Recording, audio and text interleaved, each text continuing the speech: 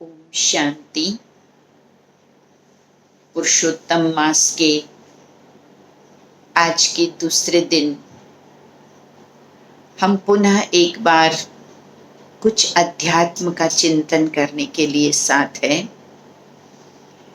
मानव जीवन के उत्तम लक्ष्य को और महानता को हमने जाना, वास्तविकता भी मानव जीवन की हमने पहचानी।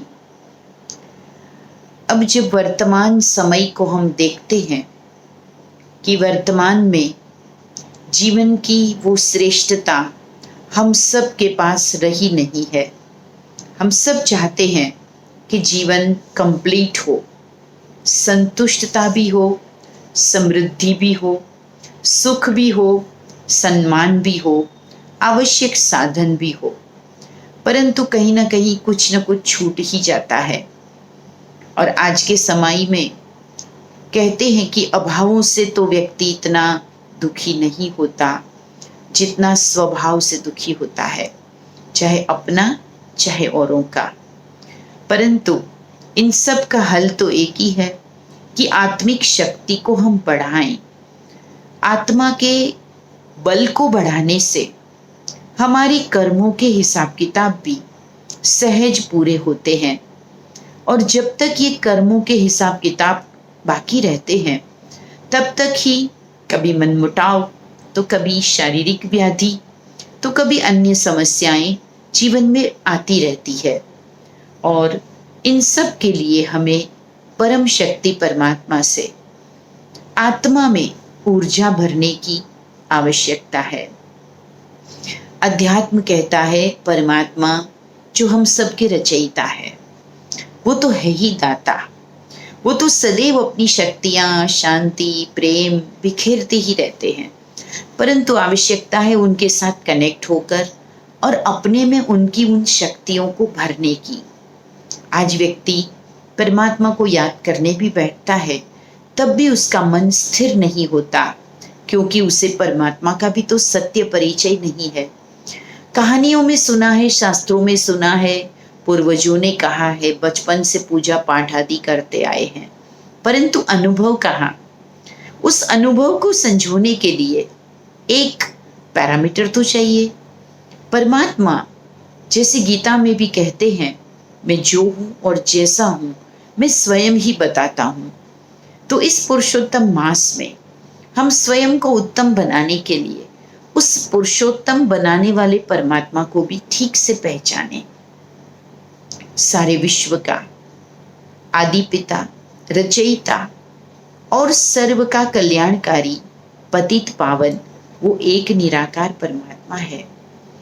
अनेक देवी देवताओं को, अनेक धर्म स्थापकों को भी जिनसे ही शक्ति मिलती है वो एक ही शक्ति दाता है। आदि शंकराचार्य जी ने भी उसी शिव को सनातन धर्म का भी मूल बताया। उसी निराकार को मुस्लिम धर्म में भी अल्लाह के रूप में, किसी मूर्ति के रूप में नहीं, एक शक्ति के रूप में, एक ज्योति के रूप में मान्यता मिली है। हर धर्म कहीं ना कहीं निराकार को और ज्योति को महत्व देता है। उस निराकार परमात्मा की ही सारी सृष्टि रचना है। और जब हम उस रचयिता से संबंध के साथ जुड़ते हैं तो प्राप्तियां अपने आप हमारे जीवन में आती है, क्योंकि जहां संबंध है वहां प्रेम है, सहज ही कनेक्शन होता है और संबंध में अधिकार से प्राप्तियां भी होती है। हम परमात्मा को आज तक कहीं दूर की कोई रिश्ते की बात की तरह याद करते आए। हे प्रभु, मुझ पर दया करो, मैं तुम्हारे चरणों का दास हूं, थोड़ी सी कृपा कर दो। ऐसे या तो डर के मारे, प्रभु नाराज मत होना, मुझे सजाओं में न डालना, मुझे दुख से बचाना आदि कह के हम पुकारते आए। परंतु परमात्मा ने कहा है, तुम तो मेरी संतान हो, तुम मेरे जैसे ही हो और तुम मेरे बहुत करीब हो। बस तुम अपने आप को जागृत करके मेरी श्रीमत पर चलो तो मैं तुम्हें सभी पापों से, दुखों से दूर कर दूंगा। तुम्हें सुख का मार्ग बताऊंगा, बस तुम उसको फॉलो करो। तो हम सभी परमात्मा की श्रीमत, जिसकी श्रीमद् भगवत गीता भी बनी है, उसे समझें। परमात्मा स्वयं इस पुरुषोत्तम काल में, जिसको कहते हैं कलयुग का अंत, सतयुग की आदि, इस समय ही पुरुषोत्तम समय चल रहा है। जैसे कहते हैं कि 12 महीना तो हर साल होते हैं, परंतु हर तीसरे साल ये एक अधिक मास मिलता है। वैसे ही 4 युगों को तो सभी जानते हैं, परंतु कलयुग अंत में आता है कल्याणकारी पुरुषोत्तम युग, जो कि सतयुग की स्थापना से पहले सतयुग की पुनर्स्थापना की तैयारी के लिए, हम सब के परिवर्तन के लिए, सृष्टि को पतित से पावन बनाने के लिए है। इस संगम युग को तो वही जाने जो परमात्मा की ज्ञान को जानता है। संगम युग आत्मा को उत्तम बनने की सभी वो विद्या, ज्ञान, योग उपलब्ध कराता है। सहज रूप से हम परमात्मा से इस ज्ञान को प्राप्त कर और अपने को सर्वप्रथम तो ब्राह्मण बनाते हैं, अर्थात जीते जी हमारा दूसरा जन्म होता है, जैसा कि संस्कृत में ब्राह्मण को द्विज कहा जाता है। दूसरा जन्म अर्थात ज्ञान का, ज्ञान की जागृति होना, यह जीवन में पुनर्जन्म जैसा होता है। व्यक्ति अज्ञानता से जब बाहर आता है, उसे लगता है कि मैं आज तक क्या कर रहा था, अब मुझे समझ में आता है कि मुझे क्या करना चाहिए।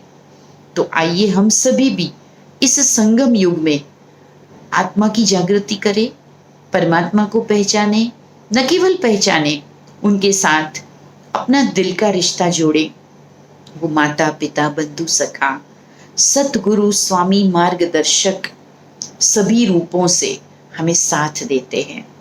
उस निराकार की ही महिमा है कि वो सभी के साथ है, वो सर्व संबंध में है, वो न्यारा भी है और सर्वोच्च भी है, वो सर्वशक्तिमान भी है, सर्वज्ञ भी है, और सभी का कल्याणकारी होने के नाते वो कलयुग के अंत में अवतरित होकर पुनः सतयुग के लिए हम सबको ले जा रहे हैं। समय है उनकी उंगली पकड़े, अर्थात उनकी मत पे चले, अपने आप को व्यर्थ के और गंदे विकारों से मुक्त करें, पवित्र बने, योग और ध्यान से अपनी शक्तियों को बढ़ाएं। तो यह समय की डिमांड है। जो जागृत रहता है वही आज के समय में सफल होता है, क्योंकि आज का समय बहुत चैलेंजिंग टाइम है। प्रतिपल परिस्थितियां बदल रही है।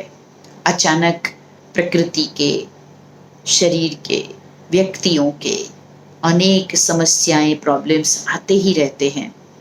अगर हम जागृत होंगे, अगर हम आंतरिक रूप से परमात्मा से जुड़े होंगे, सशक्त होंगे, तो हम कहीं भी धोखा नहीं खाएंगे, लापरवाही में हम हार नहीं जाएंगे।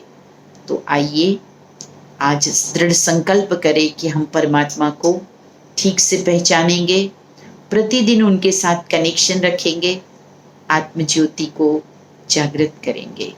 तभी यह पुरुषोत्तम संगम युग, जो वर्तमान कलिकाल का अंत और सतयुग के आगमन की प्रतीक्षा में बीच का समय है, यह सफल होगा। कुछ और बातें पुरुषोत्तम संगम युग की कल जानेंगे। ओम शांति।